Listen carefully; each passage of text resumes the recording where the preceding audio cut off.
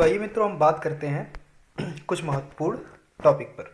ये देखिए, यहाँ पर अंग्रेजों के व्यापार केंद्र के लिए हुगली के स्थान पर सूतानुती का चयन करने वाला कासिम बाजार फैक्ट्री का प्रमुख था। कौन था भाई? जॉब चार्नक। ठीक, समझिए यहाँ पर हुगली के स्थान पर उसने सूतानुती को क्या किया?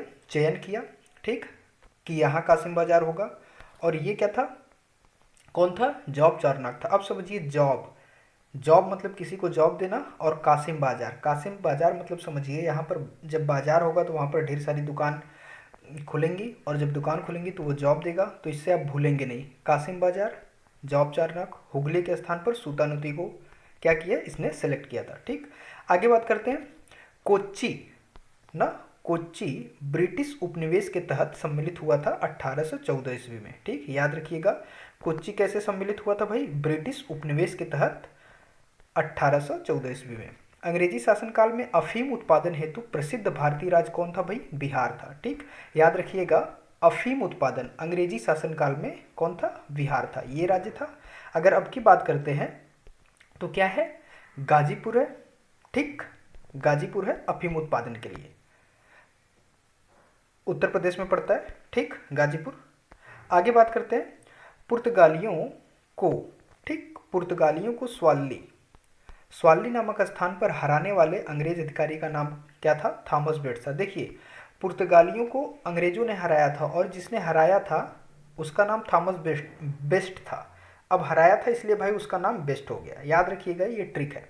ठीक, अंग्रेज अधिकारी का नाम क्या था? थॉमस बेस्ट था। और ये स्वाली नामक स्थान पर किसको हराया था? पुर्तगालियों को। पूछता है। ठीक, आगे बात करते हैं। हुगली को बंगाल की खाड़ी में समुद्री लूटपाट के लिए अड्डे के रूप में प्रयोग करने वाली यूरोपीय शक्ति कौन थी भाई? पुर्तगाली। ठीक है, पुर्तगाली ही यूरोपीय शक्ति थी। यही blue water policy, Francisco de Almeida.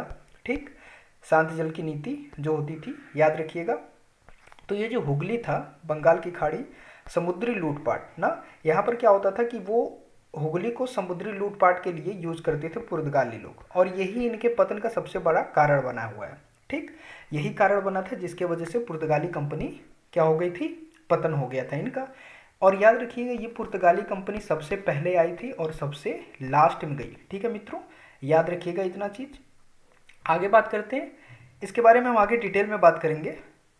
आगे बात करते हैं, ये जो है, ये जो ब्लू वाटर पॉलिसी है, या आप ये समझिए, ये कौन सी नीति थी? इनकी नीति थी कार्टेज आर्मेडा। ठीक है, या कार्टेज आर्मेडा काफिला, या समुद्रिक लूट नीति। ठीक, यही है भाई कार्टेज आर्मेडा।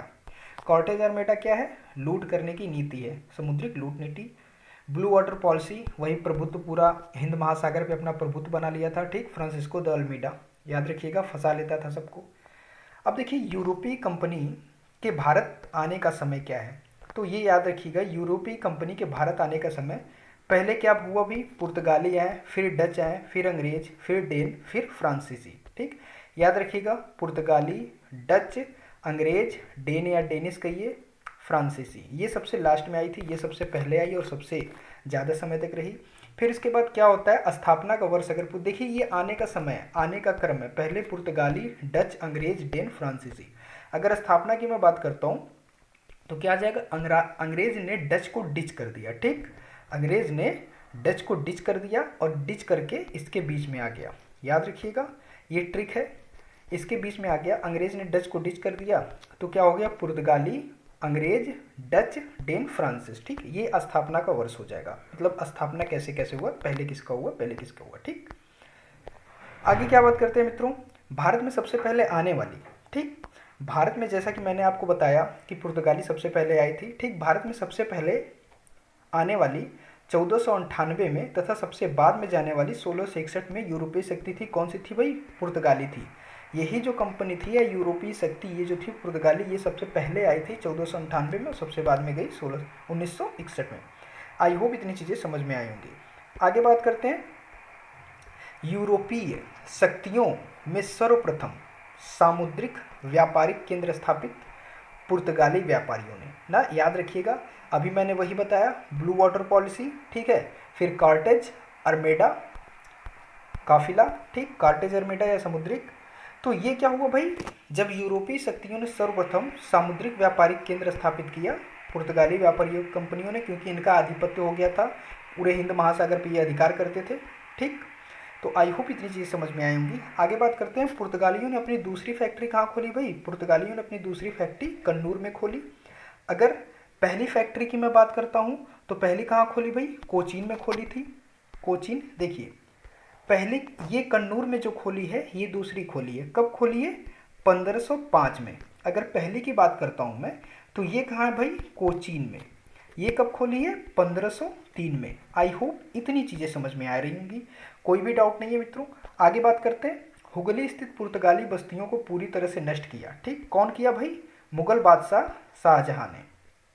ठीक, जो हुगली स्थित पुर्तगाली बस्तियां थी, हुगली में जो पुर्तगाली बस्तियां थी उसको पूरी तरह से कौन नष्ट किया था? मुगल बादशाह शाहजहां ने। शाहजहां ने नष्ट करा था। मछलीपट्टनम प्रथम डच फैक्ट्री। ठीक, मछलीपट्टनम प्रथम डच फैक्ट्री ये कब है? 1605 में। ठीक, याद रखिएगा 1605 में। ठीक, 1505 में कन्नूर वाली है, ये 1605 में है। ठीक, आई होप इतनी चीज़ें समझ में आएंगी। Dutch factory. ठीक, आगे बात करते हैं पिपली। पिपली डचों की बंगाल में प्रथम कंपनी, ठीक, या फैक्ट्री का स्थापना कब हुआ था? 1627 ईस्वी में। 1627 ईस्वी में। तो याद रखिएगा ये 1505 है, 1503 में कोचीन में हुआ था। ठीक, ये क्या है भाई? ये मछलीपट्टनम वाला डच फैक्ट्री, ये 1605 है। तो आई होप इतनी चीज़ें समझ में आई होंगी। तो अगर